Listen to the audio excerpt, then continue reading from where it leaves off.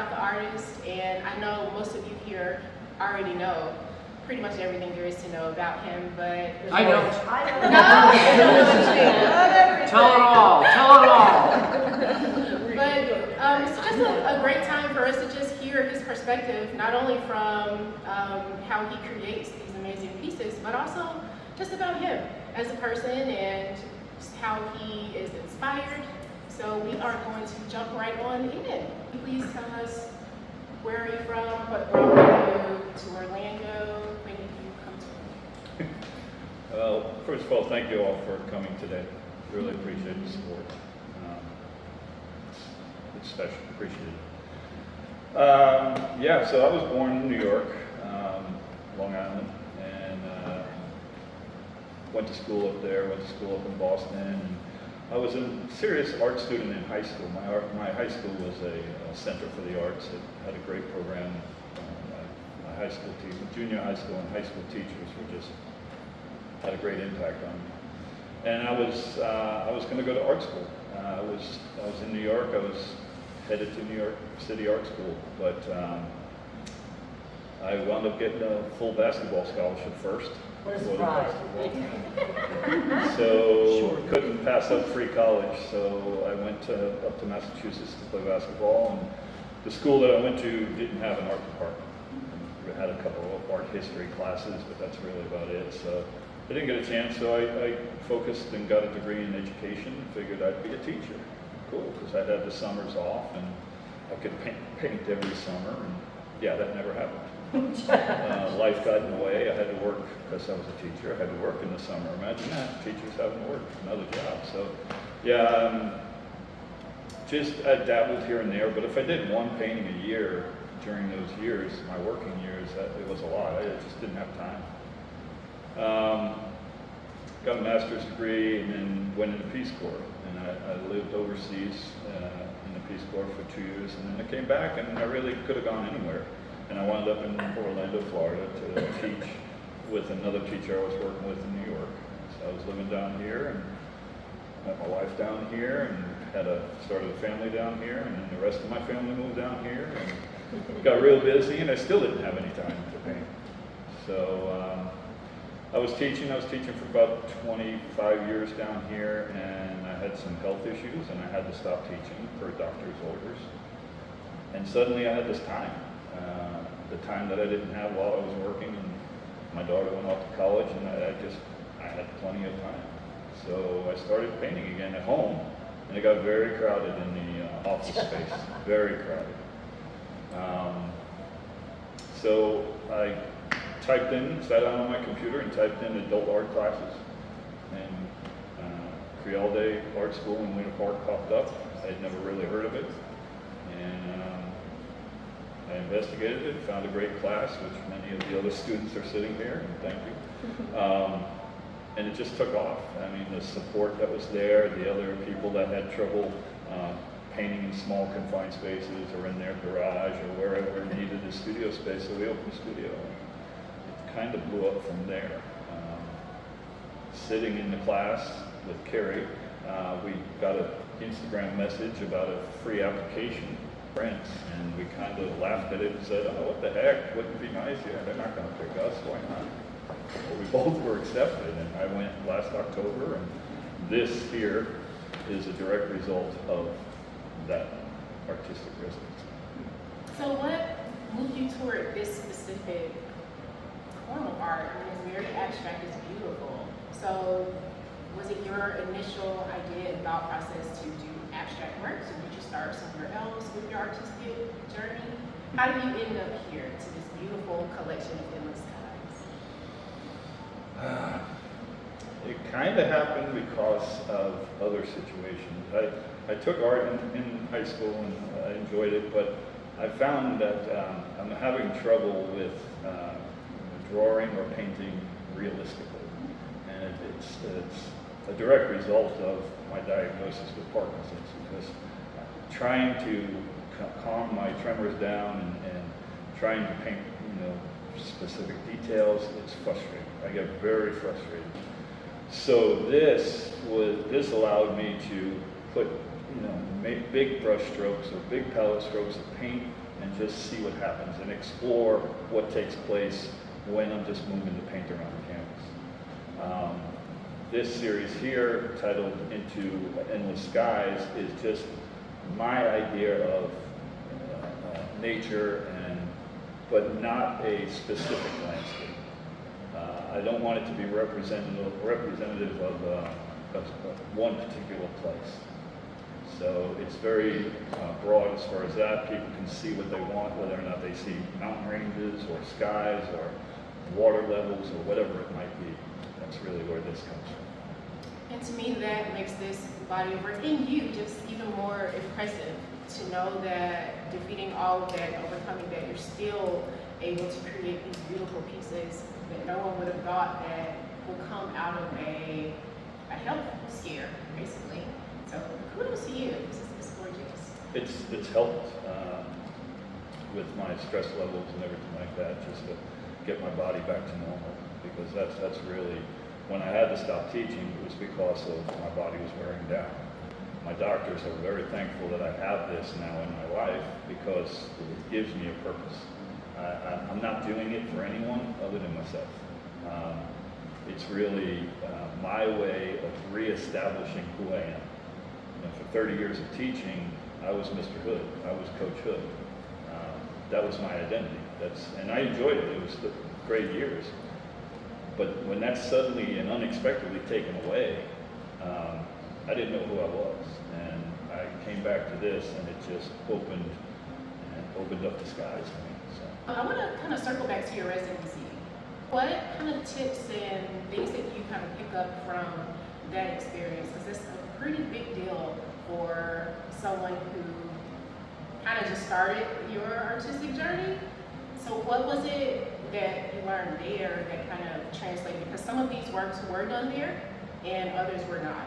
So were there any techniques that you learned while being there that helped you?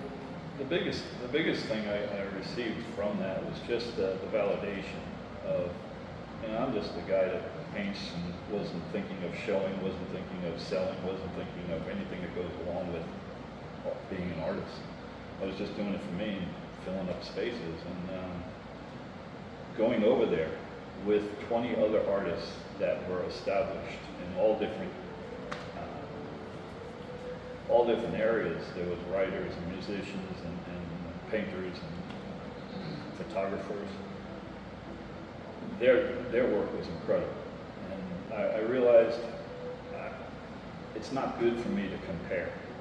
So when I went, I realized, hey, that pressure is not there. I'm not comparing my work against somebody else's work, because I know my work that I do and was doing was strictly for me. It wasn't for anyone else.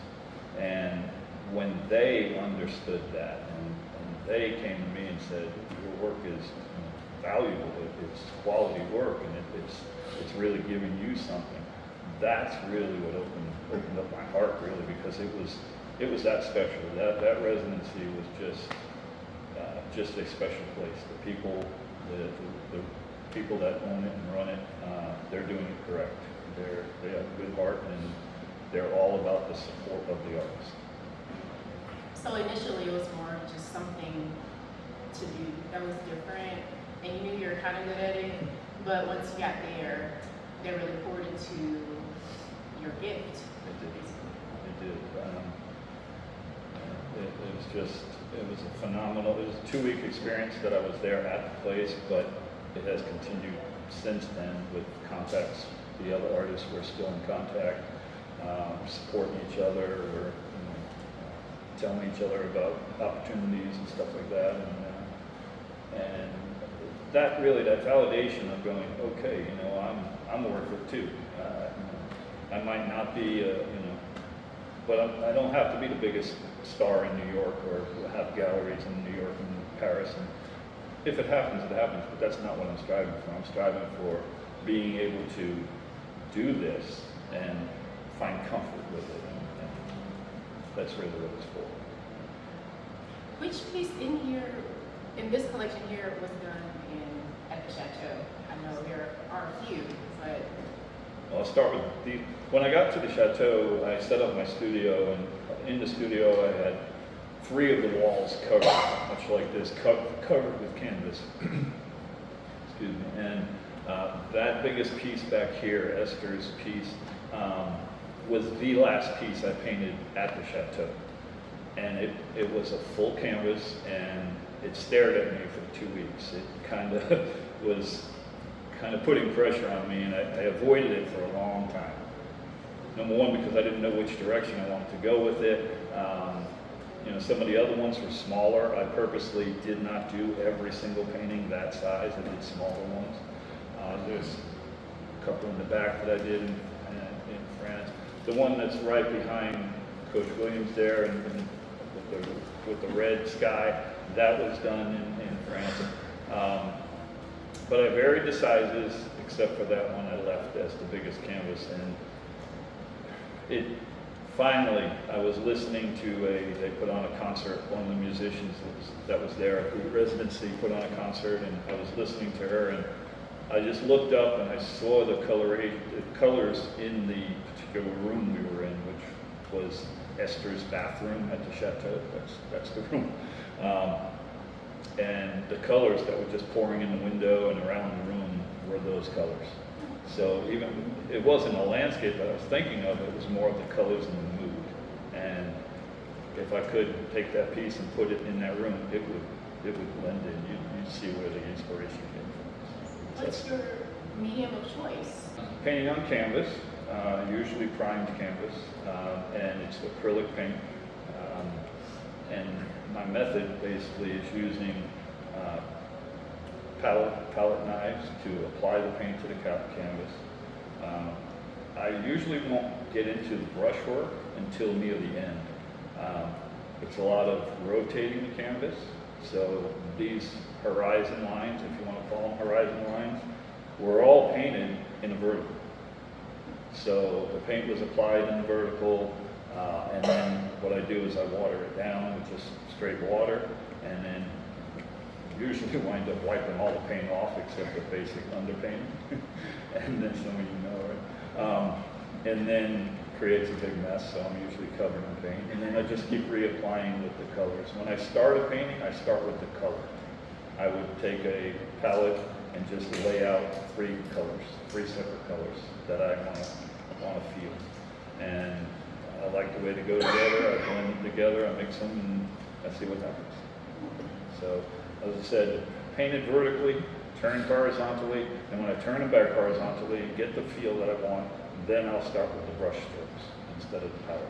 First time I saw the collection when we first met, I instantly knew that it was something for everyone. Oftentimes you can walk into a space and see a body of work and kind of pick 1 or 2 that you lean toward, like, I like, you know, it speaks to you, but this collection, I feel like it speaks to everyone, because we've all seen a gorgeous skyline at some point, whether if we were on an airplane or we're in Europe somewhere, or here in Orlando, we have some of the most beautiful sunsets and sunrises ever.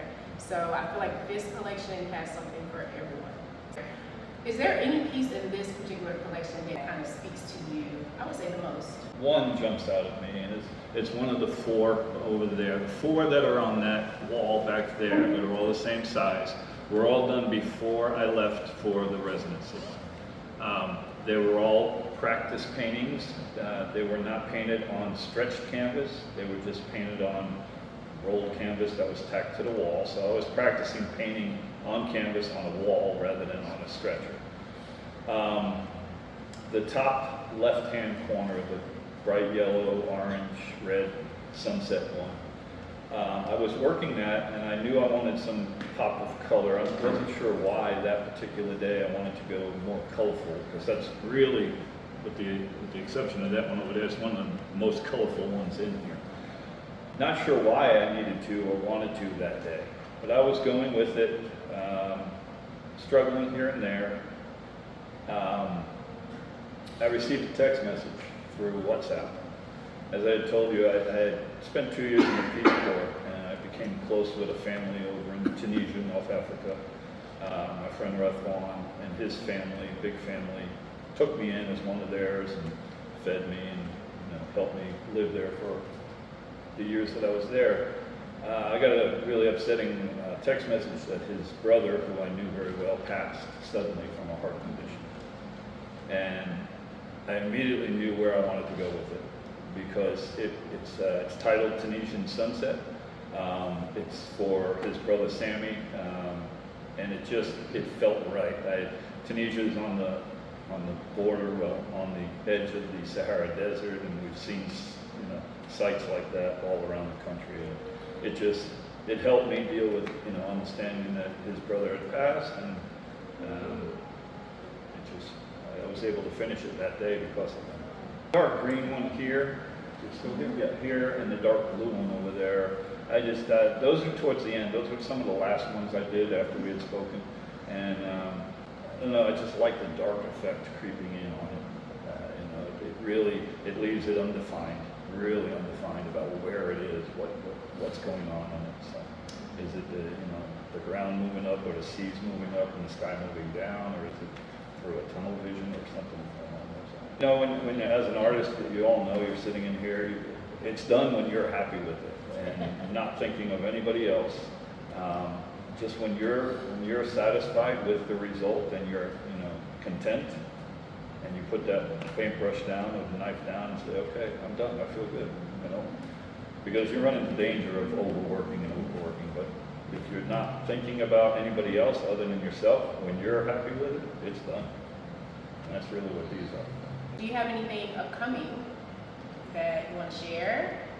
Yeah. Some of y'all know.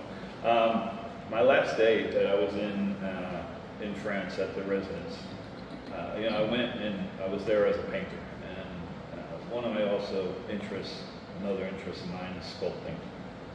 From high school all the way up, I've loved forming things with clay and carving and stuff.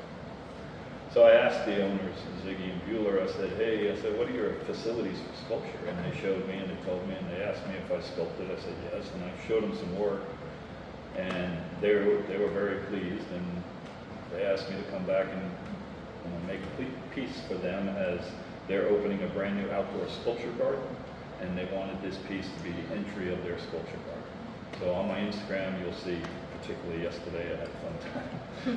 It's a large abstract figure that's going to be large enough. Well, I'm building it 8 feet tall here in Orlando, and it's only a prototype.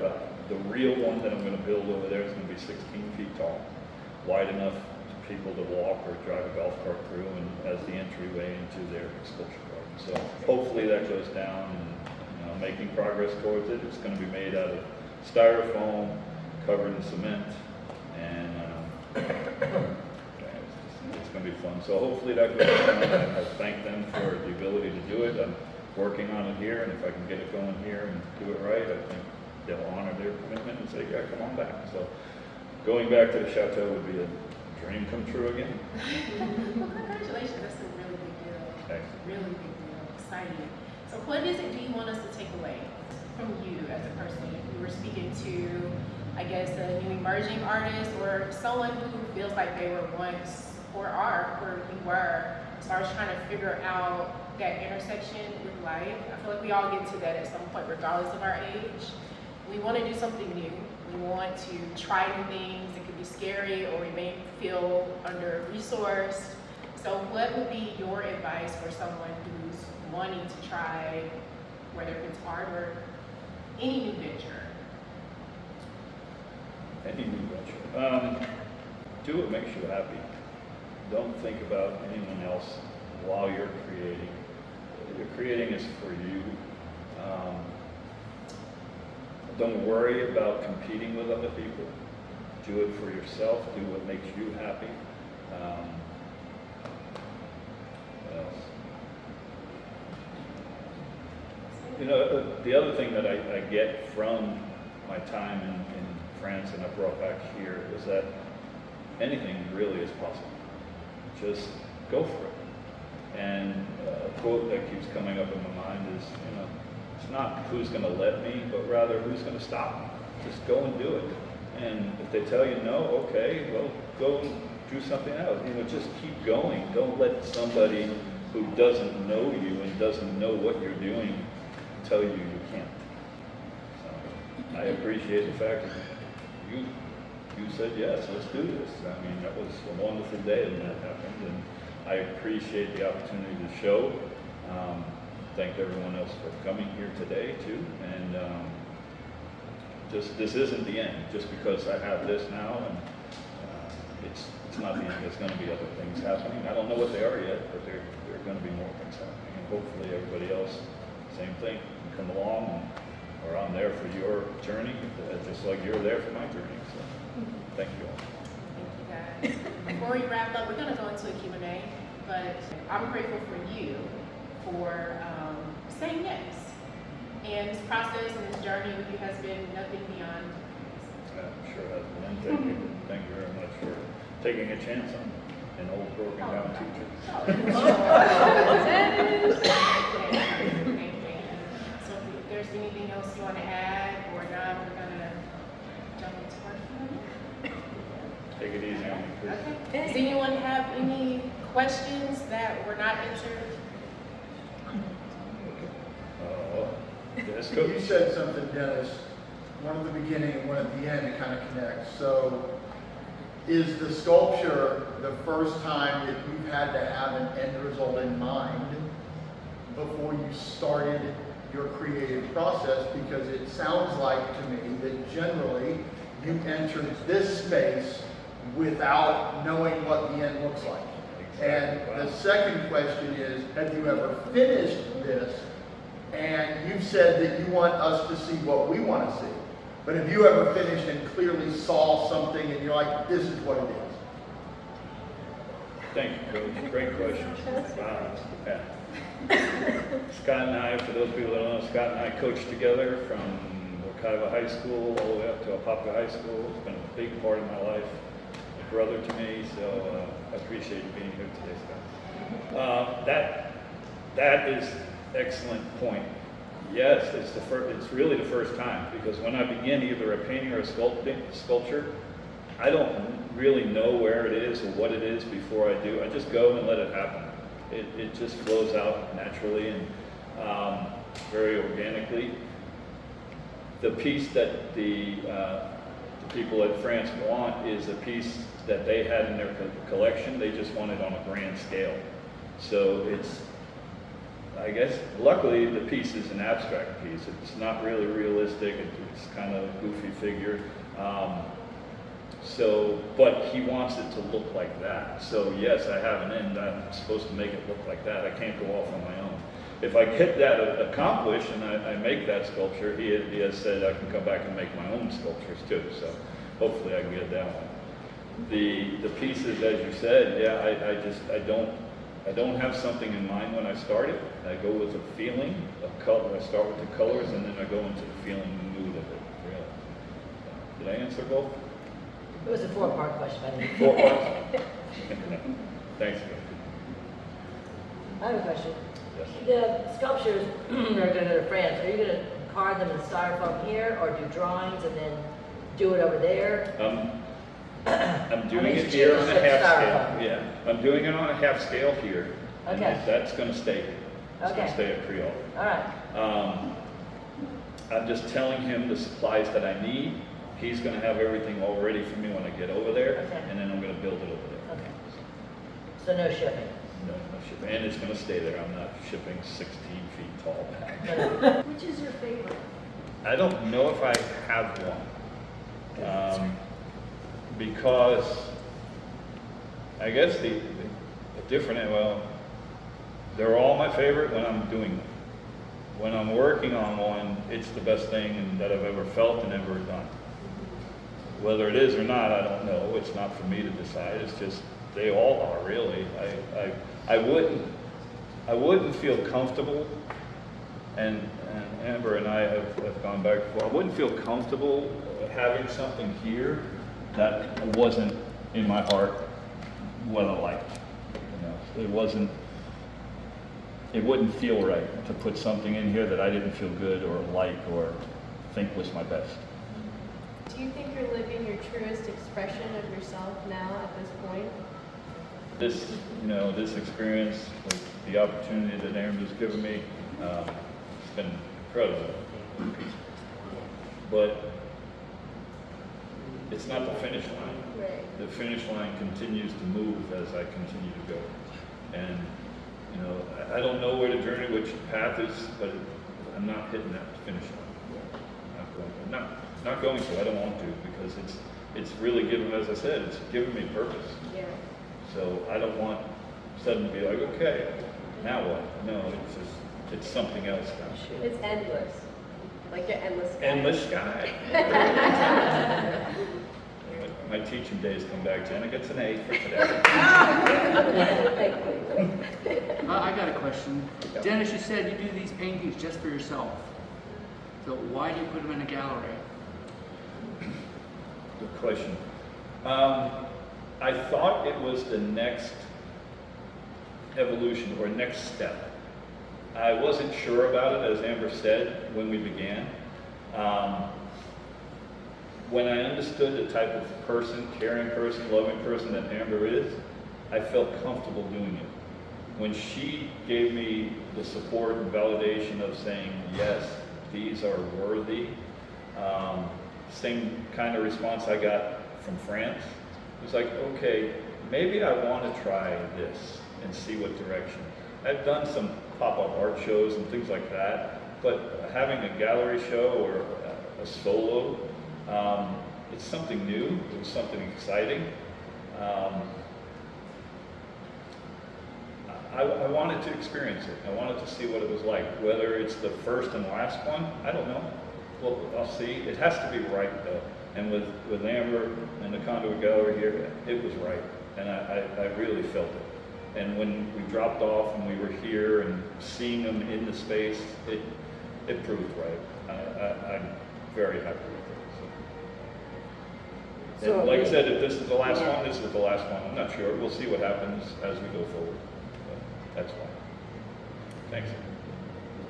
That wraps up our conversation with Mr. DM Hood and